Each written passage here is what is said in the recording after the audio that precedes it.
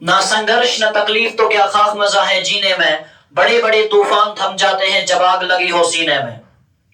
अस्सलाम वालेकुम, hello and स्वागत है आप सबका आज के एक और नई धमाकेदार और जबरदस्त वीडियो में, जहां हम बात करने वाले हैं 12th क्लास के पहले यूनिट यानी ह्यूमन रिप्रोडक्शन के बारे में। लेकिन इससे पहले कि मैं अपने लेक्चर को आगे बढ़ाऊं, मैं बेटा आपको बताना चाहता हूं कि ऑनलाइन क्लासेस के साथ साथ हमने ऑफलाइन क्लासेस में भी सेकंड बैच शुरू किया है। अगर आप हमारे ऑफलाइन क्लासेस के साथ जुड़ना चाहते हैं तो आप हमारे ऑफिस भी विजिट कर सकते हैं, जो कि Haidari complex near State Bank मागाम में लोकेटेड है, या आप नीचे दिए गए नंबर्स पे भी कांटेक्ट कर सकते हैं। तो चलो बेटा आज का लेक्चर शुरू करते हैं, यानी ह्यूमन रिप्रोडक्शन। जब भी हम इस चैप्टर को शुरू करते हैं तो सबसे पहले मैं आपको ह्यूमंस के कुछ कैरेक्टरिस्टिक्स बताऊंगा। हालांकि इंसानों के बहुत सारे कैरेक्टरिस्टिक्स हैं, लेकिन मैं सिर्फ उन कैरेक्टरिस्टिक्स के बारे में डील करूंगा जो हमें ह्यूमन रिप्रोडक्शन में मदद करेंगे। सबसे पहले हम ह्यूमंस को डिफाइन करने की कोशिश करेंगे, उसके बाद हम डिफाइन करेंगे कि रिप्रोडक्शन क्या होती है, और उसके बाद हम डिटेल में पढ़ेंगे कि ह्यूमन रिप्रोडक्शन असल में क्या होता है। तो चलो बेटा, जब हम ह्यूमंस के बारे में बात करते हैं तो आप जो पहला इंपॉर्टेंट पॉइंट याद रखेंगे वो ये है कि ह्यूमंस आर यूनिसेक्सुअल। जो इंसान होते हैं वो यूनिसेक्सुअल होते हैं, दे आर डाइमॉर्फिक एंड बाइपेडलिस्टिक। यानी तीन टर्मिनोलॉजी से मैंने आपको आज आगाह कराया कि इंसान यूनिसेक्सुअल होते हैं, ये डाइमॉर्फिक होते हैं, ये बाइपेडलिस्टिक होते हैं। चलो बेटा तीनों टर्म्स को अच्छे से समझने की कोशिश करते हैं। सबसे पहले मैंने आपको बोला कि जो इंसान होते हैं, ह्यूमंस जो होते हैं, दे आर यूनिसेक्सुअल। जरा बेटा गौर से सुनेंगे आपकी यूनिसेक्सुअल का क्या मतलब है। जब बेटा आप प्लांट्स के बारे में बात करते हैं तो आपने पढ़ा होगा कि प्लांट्स में हमारे पास कुछ प्लांट्स ऐसे होते हैं जिनमें खाली मेल पार्ट पाया जाता है। मेल पार्ट बोले तो स्टैमेन, और स्टैमिन को ही हम बाबा एंड्रोशियम के नाम से जानते हैं। लेकिन कुछ प्लांट्स हमारे पास ऐसे होते हैं जिनमें खाली फीमेल पार्ट पाया जाता है। फीमेल पार्ट बोले तो कार्पल, शाबाश, फीमेल पार्ट बोले तो कार्पल। इसी को बाबा आप गाइनोशियम के नाम से जानते हो। इसका साफ मतलब है ना कि कुछ प्लांट्स ऐसे होते हैं जिनमें खाली मेल पार्ट पाया जाता है, मेल रिप्रोडक्टिव पार्ट पाया जाता है बोले तो स्टैमेन। लेकिन कुछ प्लांट्स ऐसे होते हैं जिनमें खाली फीमेल रिप्रोडक्टिव पार्ट पाया जाता है बोले तो carpel, also known as gynoecium। लेकिन हमारे पास कुछ प्लांट्स ऐसे होते हैं जिनमें मेल पार्ट यानी स्टैमेन भी पाया जाता है, और जिनमें दूसरा यानी कार्पल भी पाया जाता है। तो जरा गौर कीजिए बाबा, वो प्लांट जिसमें दोनों रिप्रोडक्टिव पार्ट्स पाए जाते हैं ना, जिसमें मेल पार्ट भी पाया जाता है, जिसमें फीमेल पार्ट भी पाया जाता है, इसी प्लांट को बाबा, इसी ऑर्गेनिज्म को बाबा बाइसेक्सुअल ऑर्गेनिज्म के नाम से जाना जाता है। लेकिन जरा गौर कीजिए, कुछ प्लांट ऐसे भी होते हैं जिनमें खाली मेल रिप्रोडक्टिव पार्ट होता है, या कुछ प्लांट खाली ऐसे होते हैं जिनमें खाली फीमेल रिप्रोडक्टिव पार्ट होता है। इन्हीं प्लांट्स को जिनमें खाली एक किस्म का रिप्रोडक्टिव पार्ट पाया जाए, यानी वो ऑर्गेनिज्म यानी वो स्पीशी जिनमें मेल्स अलग हो, जिनमें फीमेल्स अलग हो, इसी स्पीशी इसी ऑर्गेनिज्म को बाबा यूनिसेक्सुअल ऑर्गेनिज्म के नाम से जाना जाता है। इसका साफ मतलब यह है कि अगर एक ऑर्गेनिज्म में दोनों रिप्रोडक्टिव पार्ट्स पाए जाते हैं, मेल पार्ट भी पाया जाता है, फीमेल पार्ट भी पाया जाता है, ऐसे ऑर्गेनिज्म को हम बोलेंगे बाइसेक्सुअल ऑर्गेनिज्म। लेकिन एक ऐसा ऑर्गेनिज्म जिसमें खाली एक किस्म का रिप्रोडक्टिव पार्ट पाया जाए, चाहे मेल रिप्रोडक्टिव पार्ट हो या फीमेल रिप्रोडक्टिव पार्ट हो, ऐसे ही ऑर्गेनिज्म को बाबा यूनिसेक्सुअल के नाम से जाना जाता है। अब आप ही मुझे बताइए कि जो ह्यूमंस होते हैं, जो इंसान होते हैं, क्या हम में दोनों किस्म के रिप्रोडक्टिव पार्ट्स पाए जाते हैं? क्या हम में एक ही ऑर्गेनिज्म में मेल भी पाया जाता है, फीमेल रिप्रोडक्टिव पार्ट भी पाया जाता है? नहीं बाबा, ह्यूमंस में मेल्स में मेल रिप्रोडक्टिव पार्ट पाया जाता है और फीमेल्स में फीमेल रिप्रोडक्टिव पार्ट पाया जाता है। बोले तो सेक्सेस आर सेपरेट, और ऐसे ऑर्गेनिज्म जिनमें सेक्सेस अलग अलग हो, मेल अलग हो, फीमेल अलग हो, उसी ऑर्गेनिज्म को बाबा यूनिसेक्सुअल के नाम से जाना जाता है। उसके बाद जो हमारे पास दूसरी टर्म थी वो थी बाबा डाइमॉर्फिक। जरा आपको डाइमॉर्फिक से रूबरू कराऊं। मैंने बोला इंसान जो होते हैं they are unisexual and they are dimorphic. Dimorphic से क्या मुराद? चलो मैं आपको एक एग्जाम्पल के जरिए से समझा देता हूं। लेट अस एज्यूम हमारे पास कोई स्पीशी है, लेट अस कॉल इस स्पीशी में, दिस इज स्पीशी नंबर 1। हमारे पास 3 स्पीशीज है, this is species number 1, this is species number 2, this is species number 2, and ये रही आपके सामने species number 3, species number 3। 3 species आपके सामने है। अब जरा गौर से सुनो, इस स्पीशी में ऑर्गेनिज्म्स है A, B, C, D, E, F, G, H, I and J. These are the organisms of the same species called species number 1.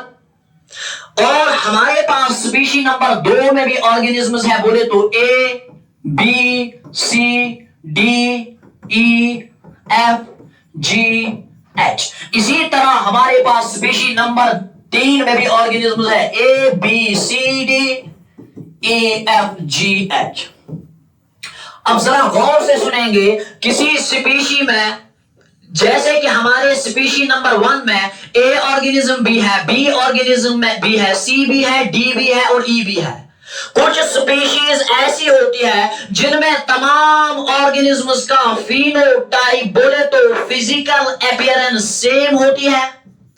यानी एक ऐसी स्पीशी जिसमें तमाम ऑर्गेनिज्म्स की फिजिकल अपीयरेंस सेम होगी ना, ऐसी स्पीशी को बाबा मोनोमॉर्फिक के नाम से जाना जाता है। ऐसी स्पीशी को मोनोमॉर्फिक, मोनो बोले तो एक, मोनो बोले तो सेम, मॉर्फिक बोले तो मेरी जान स्ट्रक्चर। एक ऐसी स्पीशी जिसमें तमाम ऑर्गेनिज्म्स के पास सिमिलर स्ट्रक्चर मौजूद होगा, ऐसी स्पीशी को मोनोमॉर्फिक स्पीशी के नाम से जाना जाता है। इसके बाद कुछ ऑर्गेनिज्म्स हमारे पास या कुछ स्पीशीज हमारे पास ऐसी होती है जिनमें तमाम ऑर्गेनिज्म्स जो है ये एक दूसरे से फिजिकल अपीयरेंस में डिफर करते हैं। यानी स्पीशी नंबर 3 के तमाम ऑर्गेनिज्म्स एक दूसरे से डिफरेंट है, इनकी फिजिकल अपीयरेंस एक दूसरे से नहीं मिलती। ऐसी स्पीशी को बाबा पॉलीमॉर्फिक स्पीशी के नाम से जाना जाता है। Polymorphic species. अब देखो यहां ना A B से मिल रहा है, ना B C से मिल रहा है, ना C D से मिल रहा है, ना E F से मिल रहा है, ना F G और ना G H से मिल रहा है। तमाम ऑर्गेनिज्म्स की मॉर्फोलॉजी, तमाम ऑर्गेनिज्म्स का एक्सटर्नल स्ट्रक्चर, तमाम ऑर्गेनिज्म्स की फिजिकल अपीयरेंस एक दूसरे से डिफरेंट है। इसी स्पीशी को हम बोलते हैं पॉलीमॉर्फिक स्पीशी।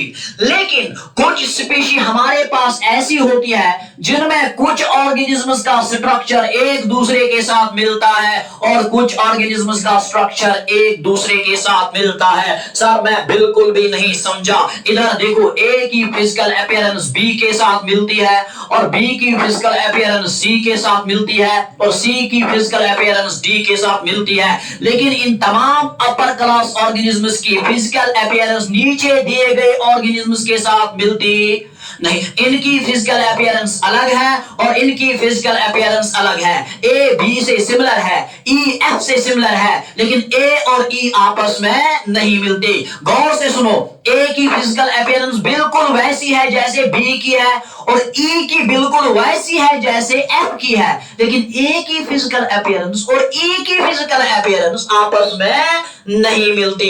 इसका मतलब है ना कि इस स्पीशी में दो किस्म के ऑर्गेनिज्म्स पाए जाते हैं। कुछ ऑर्गेनिज्म्स की फिजिकल अपीयरेंस एक दूसरे के साथ मिलती है और कुछ ऑर्गेनिज्म्स की फिजिकल अपीयरेंस एक दूसरे के साथ मिलती है।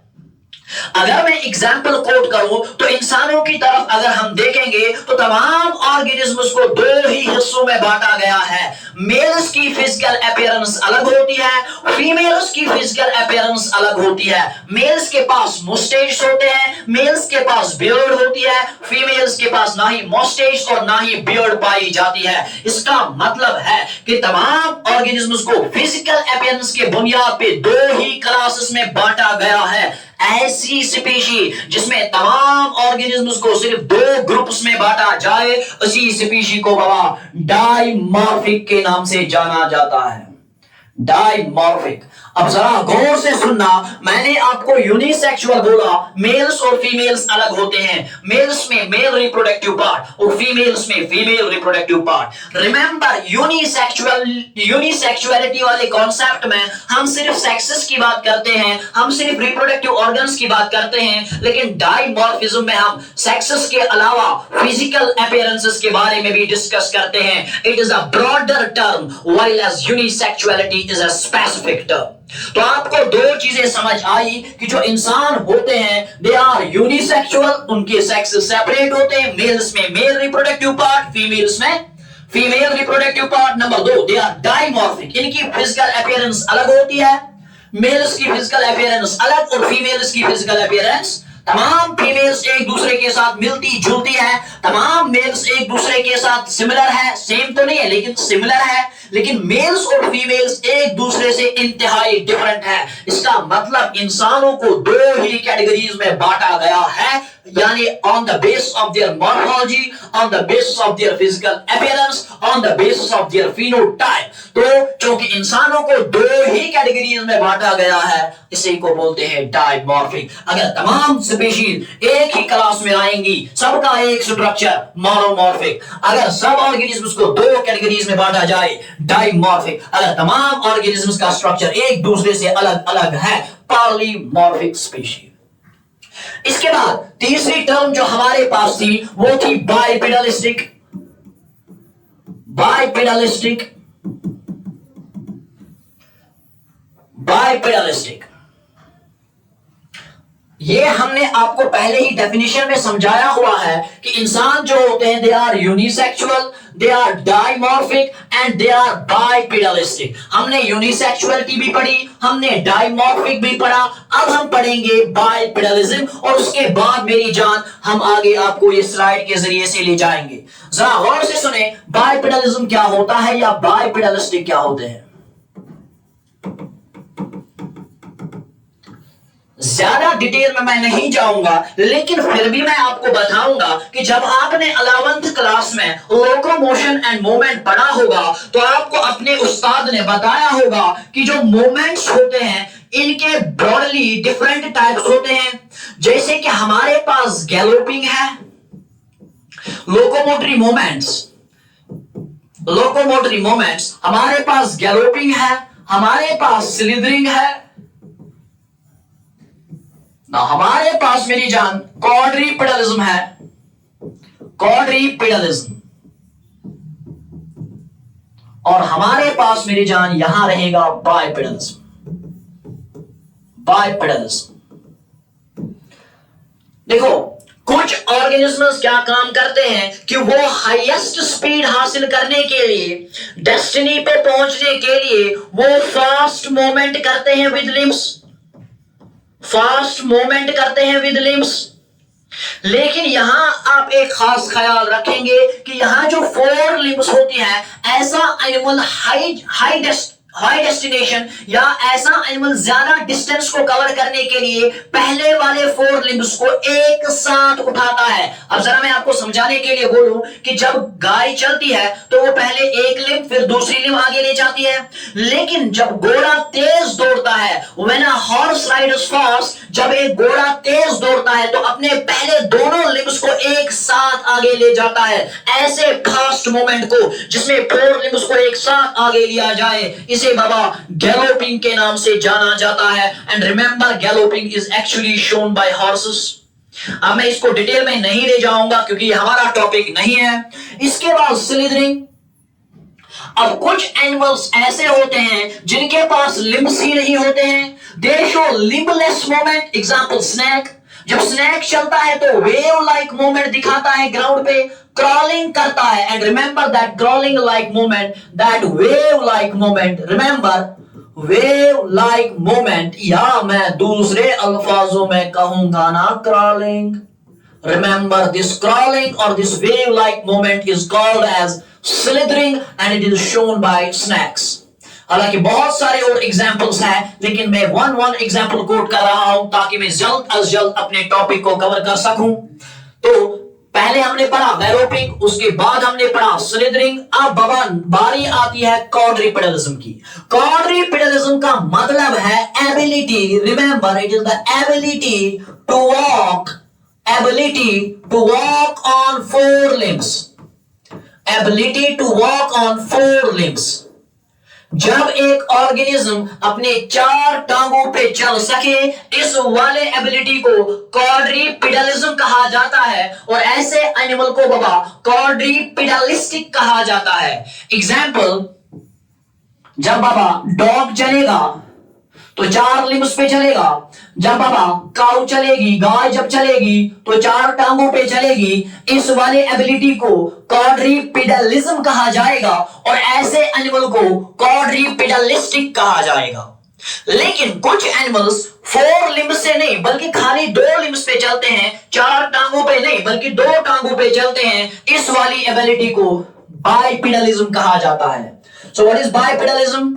एबिलिटी to walk, शाबाश, ability to walk on 2 limbs, ability to walk on 2 limbs।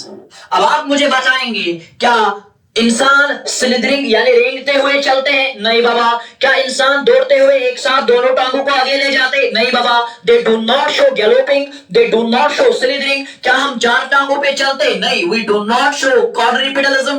क्या हम अपने 2 टांगों पे चलते? Yes sir. तो इसका मतलब है ना कि इंसान क्या होते हैं? बाइपेडलिस्टिक। आप जरा बाबा स्लाइड पे चलिए, मैं आपको समझाएगा कि इंसान जो होते हैं they are unisexual, they are dimorphic, they are bipedalistic। यहां यूनिसेक्सुअलिटी को मैंने डिफाइन किया हुआ है। in human sexes are separate, that is males have male reproductive system, males have male reproductive system and females have female reproductive system, जिसको मैंने बड़े detail में आपको समझाया।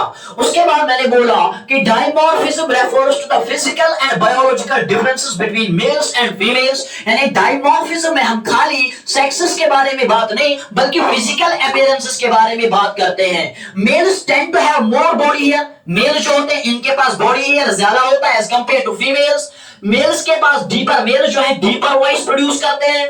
मेल्स के पास ग्रेटर मसल मास होता है, और फीमेल जो होती है ना ही इनके बॉडी पे ज्यादा हेयर देखने को मिलता है, ना ही इनकी डीप वॉइस होती है, ना ही इनका ग्रेटर मसल मास होता है। यू नो दैट ये सारे effects they are actually due to the presence of testosterone.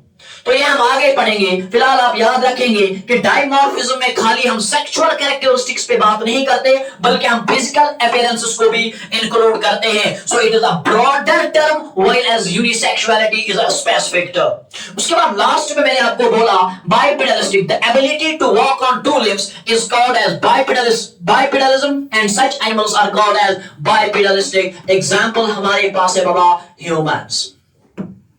चलो अब शुरू करते हैं हम अपना टॉपिक यानी reproduction. What actually is reproduction? जब हम बाबा रिप्रोडक्शन के बारे में बात करते हैं तो आप देखेंगे कि रिप्रोडक्शन जो है, मैं पहले आपको इसको स्लाइड से समझाने की कोशिश करूंगा। 11th क्लास में आपने सुना होगा कि जो इंसान होते हैं, ह्यूमंस जो होते हैं, इनके बहुत सारे कैरेक्टरिस्टिक्स होते हैं। कैरेक्टरिस्टिक्स ऑफ लिविंग ऑर्गेनिज्म, जैसे कि आपने पढ़ा है मिसेस नर्ग आपने पढ़ा होगा। मिसेस नर्ग, एम बोले तो मोमेंट, शाबाश जल्दी, एम बोले तो मोमेंट, आर बोले तो रेस्पिरेशन, एस बोले तो सेंसिटिविटी, एस बोले तो सेंसिटिविटी, एन बोले तो न्यूट्रिशन, एन बोले तो न्यूट्रिशन, ई बोले तो एक्सक्रीशन, ई बोले तो एक्सक्रीशन, आर बोले तो रिप्रोडक्शन, आर बोले तो रिप्रोडक्शन, वेरी गुड, एंड जी बोले तो ग्रोथ।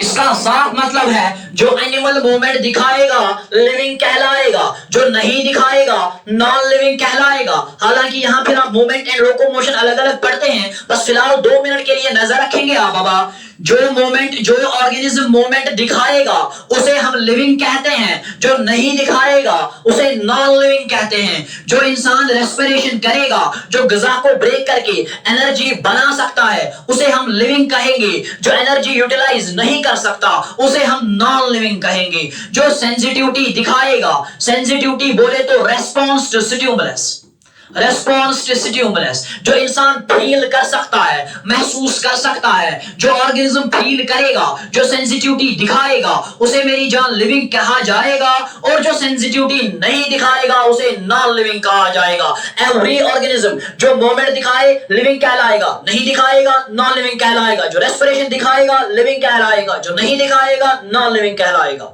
उसके बाद जो सेंसिटिविटी दिखाएगा लिविंग कहलाएगा, जो नहीं दिखाएगा नॉन लिविंग कहलाएगा। इसी तरह जो न्यूट्रिशन करेगा, जो ग़िज़ा खाएगा, जो ग़िज़ा को यूटिलाइज अपनी बॉडी में करेगा लिविंग कहलाएगा। जो न्यूट्रिशन, जो ग़िज़ा इनटेक ना करे और उस ग़िज़ा को यूटिलाइज ना कर सके मेरी जान, वो नॉन लिविंग कहलाएगा। इसी तरह जो एक्सक्रीशन करेगा, जो वेस्ट मटेरियल को अपनी बॉडी से बाहर धकेलेगा उसे लिविंग कहा जाएगा। जो ऐसा नहीं कर सकता उसे नॉन लिविंग कहा जाएगा। और रिप्रोडक्शन मेरी जान, जो ऑर्गेनिज्म नए बच्चों को, नए ऑर्गेनिज्म उसको प्रोड्यूस करने की सलाहियत रखता है उसे मेरी जान लिविंग कहा जाएगा। और जो रिप्रोडक्शन नहीं कर सकता उसे नॉन लिविंग कहा जाएगा। क्या मैं बोलूं फिर कि रिप्रोडक्शन जो है ये लिविंग ऑर्गेनिज्म्स की एक बेसिक कैरेक्टरिस्टिक है।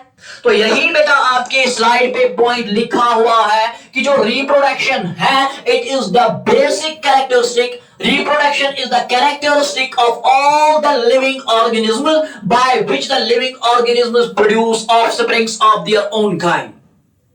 कहने का मतलब कि जो रिप्रोडक्शन है, गौर से सुनेंगे आप, जो रिप्रोडक्शन है होती क्या है reproduction. Remember reproduction is defined as the process, गौर से सुनना, reproduction is defined as the process of formation, the process of formation of new individuals, the process of formation of new individuals,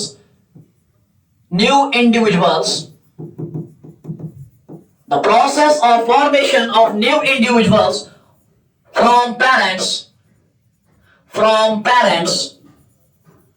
of their own kind।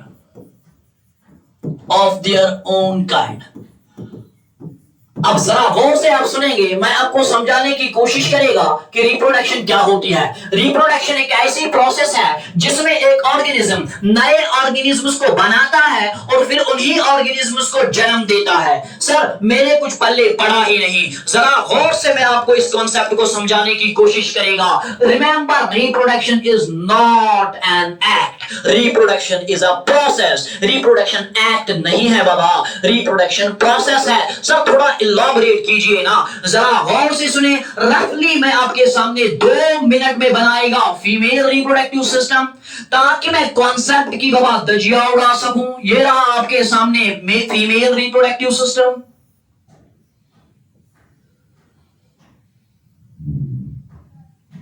ये रहा बाबा female reproductive system.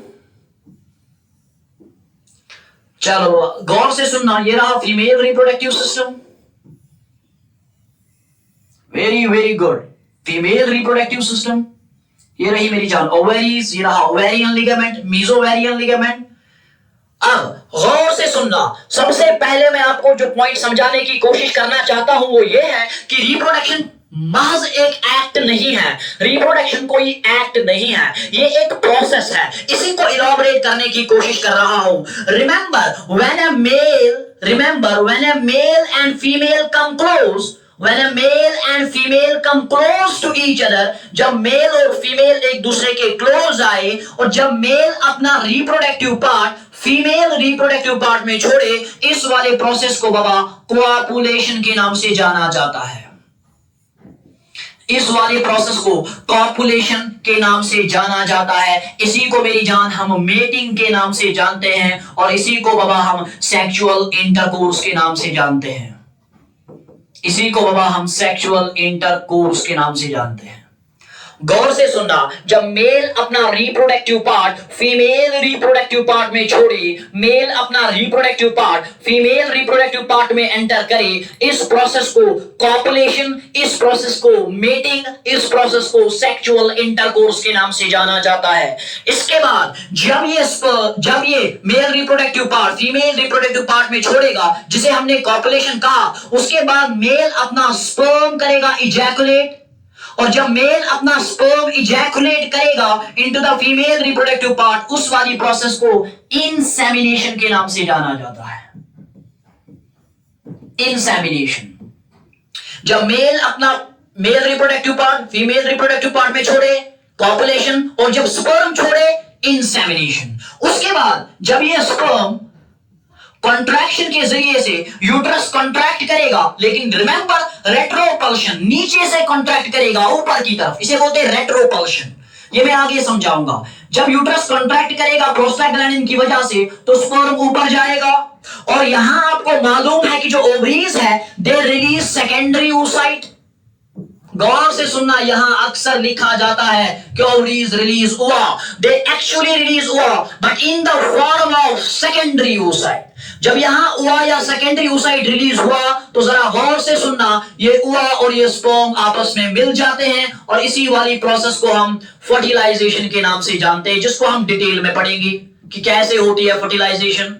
ZP3 proteins क्या होते हैं, ज़ूना pellucida कैसे break होता है, acrosomal reaction क्या होती है, इसको डिटेल में पढ़ा जाएगा। फिलहाल मैं आपको टर्मिनोलॉजी से रूबरू करा रहा हूं। जब मेल अपना पार्ट फीमेल रिप्रोडक्टिव पार्ट में एंटर करे, इसे वह सेक्सुअल इंटरकोर्स के नाम से जाना जाता है। इसके बाद रिप्रोडक्टिव पार्ट छोड़ने के बाद जब ये स्पर्म को इजैकुलेट कराएगा, इसे हम इंसेमिनेशन के नाम से जानते हैं। उसके बाद ये स्पर्म पहुंचेगा ampulla of the fallopian tube, ये पहुंचेगा फैलोपियन ट्यूब में, और एम्प्यूला में मेरी जान स्पर्म किसके साथ मिलेगा, ये रहा बाबा स्पर्म, और ये रहा मेरी जान ओवा। जब स्पर्म और ओवा आपस में मिलेंगे तो वजूद में आएगा बाबा जाइगोट, और इस प्रोसेस को फर्टिलाइजेशन के नाम से जाना जाता है। उसके बाद ये जो जाइगोट है ये डिवाइड होता जाएगा और ये बनाएगा एक मलबरी बॉल लाइक स्ट्रक्चर, जिसे हम मॉर्यूला के नाम से जानते हैं, और मॉर्यूला फिर से डिवाइड होगा और बनाएगा बाबा एक और बॉल लाइक स्ट्रक्चर, जिसे हम ब्लास्टूला के नाम से जानते हैं। गौर से सुनना, ब्लास्टूला के नाम से जानते हैं। जब मेल रिप्रोडक्टिव पार्ट आया, सेक्सुअल इंटरकोर्स, उसके बाद ये स्पर्म किधर चला गया, एम्पुला में, वहां किसके साथ मिला, ओवा के साथ, और क्या बना, जाइगोट। नाम क्या रखा, फर्टिलाइजेशन। उसके बाद जो जाइगोट था, ये जाइगोट जो था, ये जाइगोट बाबा माइटोसिस के जरिए से डिवाइड हो गया, पहले 2 सेल्स में, फिर 2 सेल्स फिर से डिवाइड हो गई 4 में, फिर 4 सेल्स डिवाइड हो गई 8 सेल्स में, और 8 सेल्स डिवाइड हो गई 16 सेल्स में, और इसी 16 सेल स्टेज को मॉर्यूला के नाम से जाना जाता है। उसके बाद ये मॉर्यूला फिर से डिवाइड होता रहता है और ये बनाता है बाबा आपका एक और फ्लूइड फिल्ड कैविटी, एंड जिस फ्लूइड फिल्ड कैविटी को हम ब्लास्टोसिस्ट के नाम से जानते हैं। Now this division from zygote to morula to blastula, this division is called as cleavage। इसको भी हम डिटेल में पढ़ेंगे कैसे होती है ये।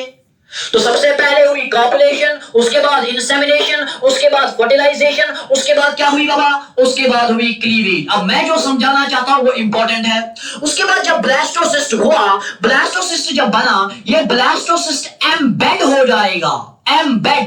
एम्बेड का मतलब समझा देता हूं, जरा गौर से सुनो। अगर ये पानी है और कोई चीज पानी के ऊपर रहती है, इसे मैं कहूंगा फ्लोट।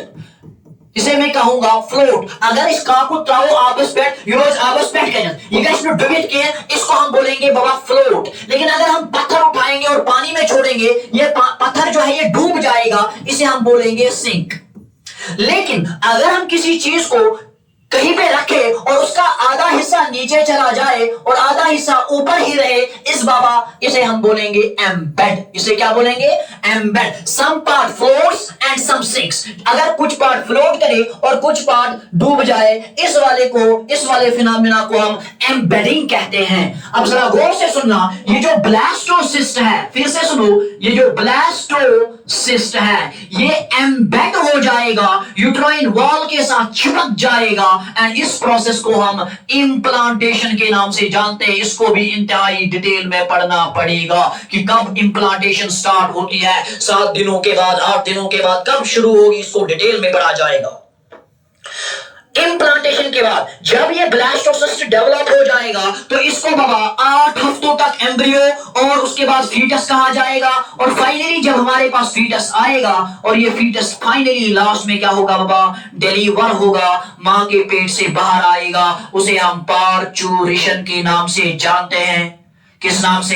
अब आप मुझे बताएंगे सबसे पहले क्या हुई? कॉपुलेशन, उसके बाद क्या हुई? शाबाश मेरी जान, फर्टिलाइजेशन, उसके बाद क्या हुई? क्लीवेज, उसके बाद क्या हुई? Implantation. Remember, pregnancy does not start from the fertilization, pregnancy starts from the implantation. If implantation has occurred, pregnancy has occurred. तो प्रेगनेंसी कहां से काउंट की जाती है? इम्प्लांटेशन से काउंट की जाती है। तो सबसे पहले क्या हुआ? बोलो बोलो। कॉपुलेशन, उसके बाद क्या हुआ? इंसेमिनेशन, उसके बाद क्या हुई? फर्टिलाइजेशन, उसके बाद क्या हुई? क्लीवेज, उसके बाद क्या हुई? इम्प्लांटेशन, और फाइनली हमारे पास क्या हुई बाबा? Parturition. Remember, all these processes are collectively involved in the process of human reproduction. यार जरा गौर से सुनो, खाली मेल रिप्रोडक्टिव पार्ट को फीमेल रिप्रोडक्टिव पार्ट में छोड़ने को रिप्रोडक्शन नहीं कहते हैं। मेल रिप्रोडक्टिव पार्ट को फीमेल रिप्रोडक्टिव पार्ट में छोड़ने को रिप्रोडक्शन, उसे हम उसे हम कॉपुलेशन कहते हैं। Copulation is an act, reproduction is a process starting from the act of copulation up to the process of parturition. Copulation से लेकर पार्चुरेशन तक जितने भी इवेंट्स इंसानों में होते हैं, इन तमाम इवेंट्स को मेरी जान एक ही साथ बोला जाता है रिप्रोडक्शन। यही तो मैंने लिखा, it is defined as the process of formation. ये फॉर्मेशन कोई आसान अल्फाज नहीं है। फॉर्मेशन का मतलब है बाबा पहले स्पर्म का आ जाना, फिर जाइगोट का बन जाना, फिर ब्लास्टोसिस्ट का बनना, फिर उसका इम्प्लांट होना, फिर ब्लास्टोसिस्ट से फीटस बन जाना और फीटस से एक बेबी बन जाना। इस तमाम प्रोसेस को फॉर्मेशन कहा जाता है। अब जब बच्चा बना और उसके बाद ये बच्चा क्या होगा? डिलीवर होगा। So the process of formation of new individuals and giving birth to them is called as reproduction. अगर हम इत्मीनान तरीके से इस डेफिनेशन को कंप्लीट करेंगे तो रिमेंबर एंड रिमेंबर, रिप्रोडक्शन क्या होती है बाबा?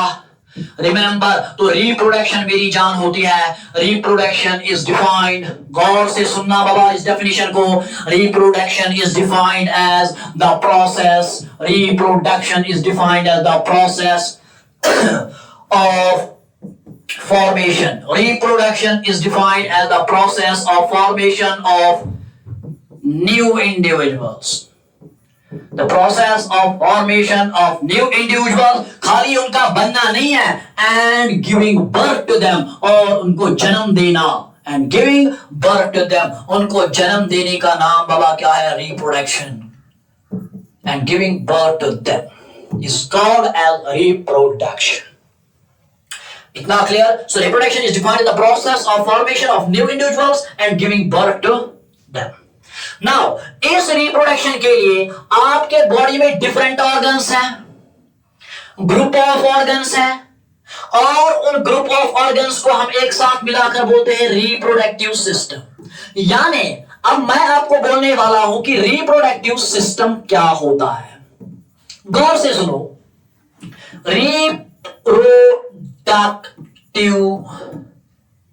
सिस्टम,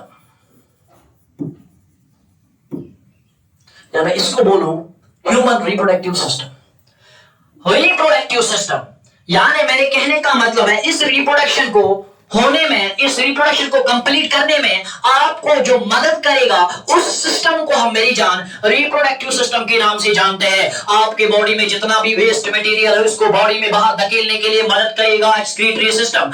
आपके बॉडी के तमाम सेल्स तक ऑक्सीजन, आपके बॉडी के तमाम सेल्स तक ग़िज़ा पहुंचाने में मदद करेगा आपका कार्डियोवैस्कुलर सिस्टम।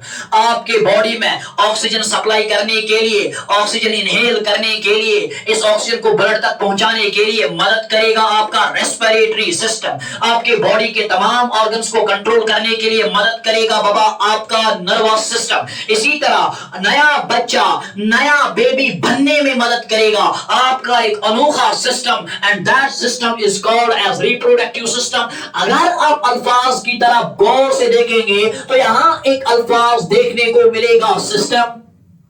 ना आपने बाबा 9th 11th और 9th और 11th क्लास में पढ़ा है कि जब बाबा केमिकल्स आपस में मिलते हैं तो ये सेल्स बनाते हैं। बिग बैंग थ्योरी के जरिए से पढ़ा होगा।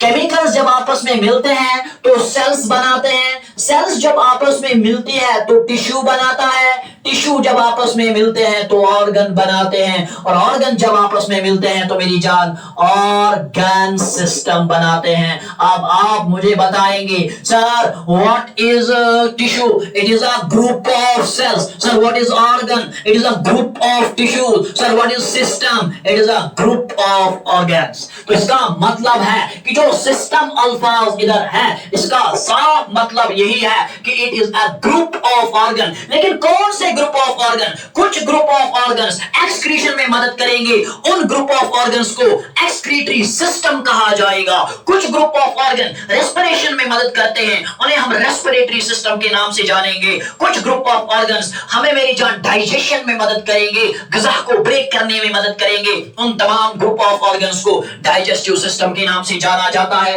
एग्जाम्पल के तौर पे हमारे पास ईसोफेगस है, हमारे पास स्टमक है, हमारे पास स्मॉल इंटेस्टाइन है। ये देखो 1 2 3 ये है ना ग्रुप ऑफ ऑर्गन्स। ना ये तमाम ग्रुप ऑफ ऑर्गन्स हमें किस में मदद करते हैं? ग़िज़ा को ब्रेक करने में मदद करते हैं। तो मैं इनको बोलूंगा डाइजेस्टिव सिस्टम। अब जरा गौर से आप सुनेंगे मेरी जान, ये जो गौर से सुनेंगे बाबा, 1 मिनट, शाबाश, हाँ वेरी गुड। अब आप गौर से सुनेंगे, यहां देखो रिप्रोडक्टिव सिस्टम। रिप्रोडक्टिव सिस्टम क्या है? It is a group of, शाबाश बोलिए ना, a group of organs. A group of organs, बोलो बाबा, a group of organs which help.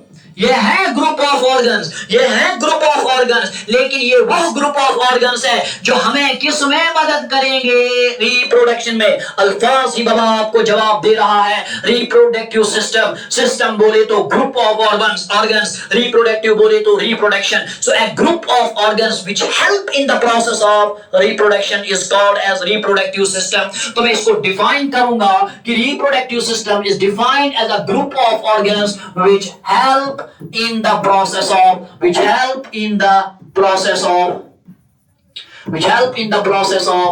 reproduction। एक ऐसा ग्रुप ऑफ ऑर्गन्स जो आपको रिप्रोडक्शन में मदद करेंगे। बाबा सर्विक्स, बाबा यूटेरस, फैलोपियन ट्यूब, ओवरीज, ये तमाम ऑर्गन्स आपको किस में मदद करते हैं? बच्चा पैदा करने में मदद करते हैं। इन तमाम ऑर्गन्स को हम एक साथ मिलाकर बोलेंगे रिप्रोडक्टिव सिस्टम। अब आपको मालूम है कि मैंने आपको अभी बोला कि जो, शाबाश, 1 मिनट, मैंने आपको अभी बोला कि जो मेल्स और फीमेल्स होते हैं दे आर सेपरेट। यानी इंसानों में मेल्स और फीमेल्स क्या होते हैं? सेपरेट, क्योंकि इंसान जो होते हैं दे आर यूनिसेक्सुअल। अब अगर मेल्स और फीमेल्स अलग है, इसका मतलब है ना कि मेल्स में जो ग्रुप ऑफ ऑर्गन्स होगा वो डिफरेंट होगा as compare to the group of organs in females. तो लिखूंगा मैं रिप्रोडक्टिव सिस्टम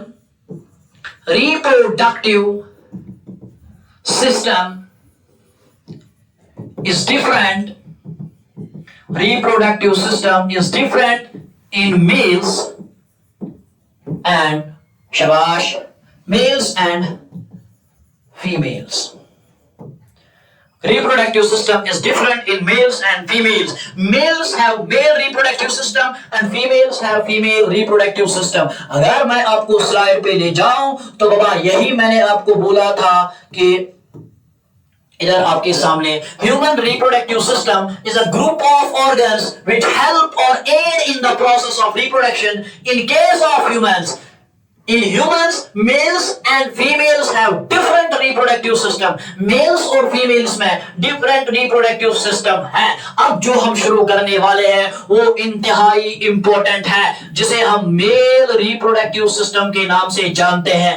यहाँ मेरी जान, मेरी क्लास का ऑफलाइन क्लास का वक्त होने के साथ साथ मैं यही अपने लेक्चर को इख्तिताम पे पहुंचाऊंगा. मिलते हैं आपके साथ अगले आने वाले लेक्चर में, जहां हम शुरू करेंगे मेल रिप्रोडक्टिव सिस्टम. मैंने सोचा था कि आज ही इस चैप्टर को खत्म करूं, चैप्टर को नहीं, आज ही इस मेल रिप्रोडक्टिव सिस्टम को कम से कम खत्म करूं. मैंने सारी स्लाइड्स आपके सामने लाई थी, लेकिन वक्त की कमी की वजह से मैं अपने लेक्चर को कंप्लीट नहीं कर पाया.